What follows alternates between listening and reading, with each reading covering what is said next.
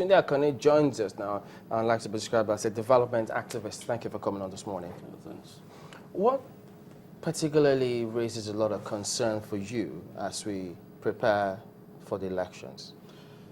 Yeah, thanks. I'm particularly perturbed by the fact that this government, Jonathan's government, has been so terribly laid back, with regards to violence. You will recall that some time ago, some bombs went off during the Independence Anniversary in Abuja. Oka and some other characters were behind it, of course, under the organization they refer to as MEND. And without being prompted, this president, Jonathan, said he was quite sure that MEND was not behind that bomb that went off, that he was quite sure that MEND will not do it.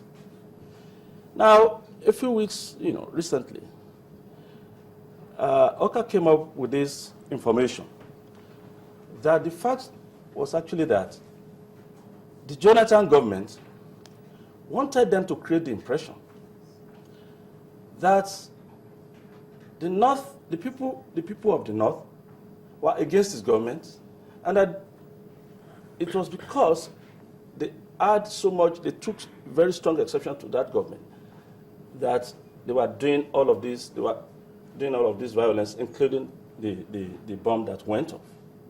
Now Jonathan has come up again to say Oka was saying all of that to discredit him and so on and so forth. So you can see that, and so many other incidents of violence have since taken place. Okay. In fact, in yesterday's edition of The Punch, there was this advert in which Jimmy Agbaje's photograph was used. And it was quoted to have said that the South people or something were capable of collapsing the economy if Jonathan is not voted back into office. So with this, you are able to characterize the Jonathan's government. This is one government that does not subscribe to peace, that does not believe in peace. As a matter of fact, this has come to suggest, it's very important that this has come to suggest that this government has come to perpetuate itself in office. Asari and some other characters, including Edwin Clark, have spoken so loudly that Jonathan, there is no time shift to him. He must be voted back.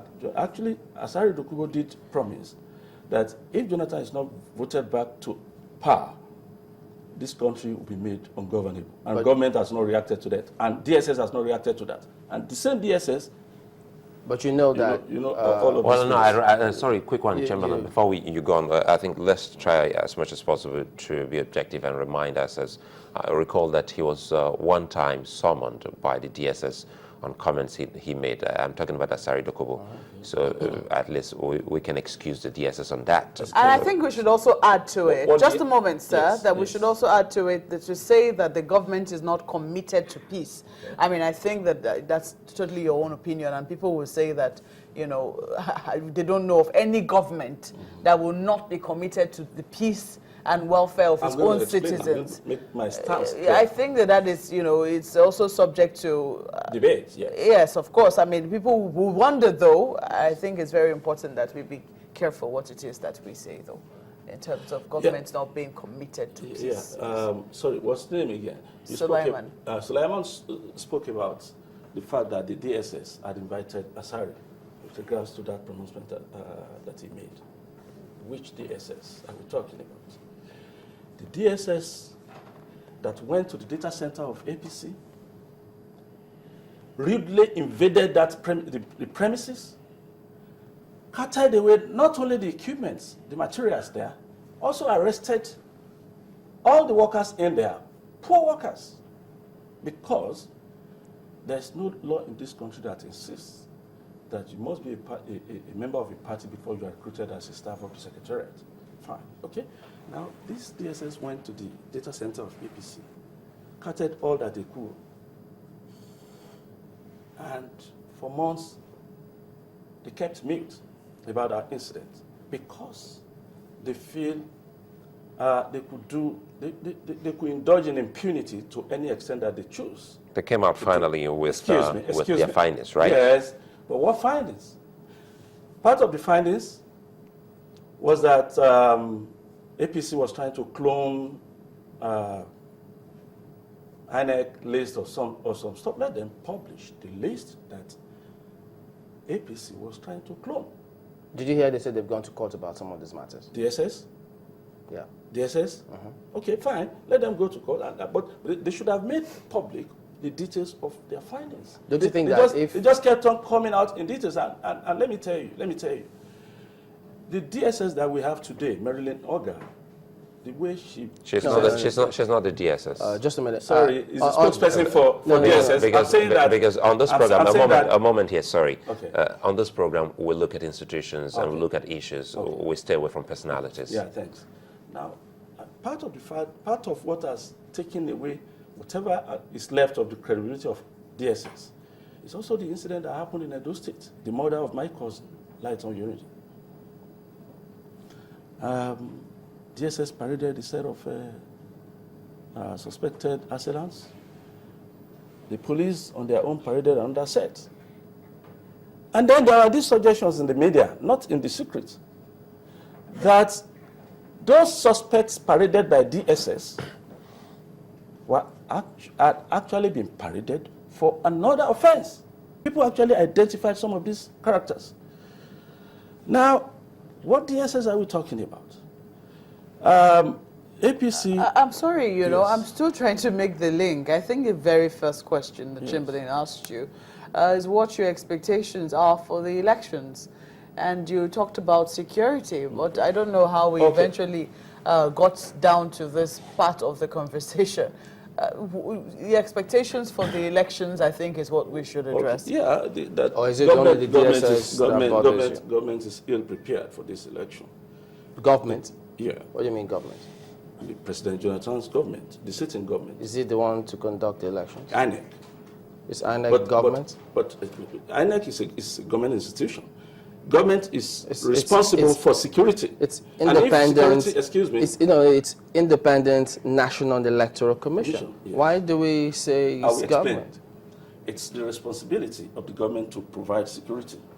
Now insurgency keeps raging in the north because a number of suggestions have been volunteered by experts from left, right, and center about how this insurgency could be quelled. There are suspicions, as a matter of fact, that even the military is not totally committed to quelling this insurgency. You will recall that some time ago. You believe that? I do. You will recall, I'm a journalist, and I know the media. I have a fair idea of the media that are credible. How come? The Premium Times some time ago reported that some officers, in the military, had actually been sabotaging the efforts of the military, of Nigeria's military's attack against the insurgents.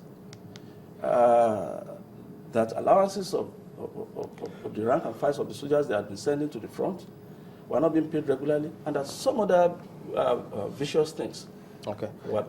How come you're not, or is it that you're not bothered about the allegation being made that the APC presidential candidate has not submitted his qualifications to INEC? Who am I to be bothered? INEC is the institution that, excuse me, about the elections and the way it's being conducted. Here is a man that once served in the highest capacity in the country. He was military head of state. When this noise, the dust about Buhari not having any qualification was started by the PDP, it wasn't long after that the War College in the United States volunteered the information that, as a matter of fact, Buhari is one of their celebrated alumni. So, in other words, excuse me. So, what other evidence? In other words, and INEC only yesterday or 2 days ago came up with the suggestion to PDP go to court. Okay, let me ask you. I mean, if the law the Electoral Act and the Constitution requires that part to be fulfilled before you're qualified to vie for elections. Are you saying that while not submitting any and submitting an affidavit, because some say, okay, well, an affidavit is supposed to be submitted to back up information supplied. Yeah. How do you submit an affidavit to back up nothing? So are you suggesting that we haven't done all that was done, we should now rely on circulated document from U.S. War College and pass that as a submission to INEC? That would be too casual. It would be rather casual. Don't forget the fact that INEC is headed by a professor. This is a guy who knows what it takes to assess qualifications. So I don't think... Is it about him or about what the law requires INEC to do? Yes, somebody has to implement the law. And if INEC is headed by a professor, I am quite confident that Jega in this regard cannot be found wanting. So why don't we leave it to him?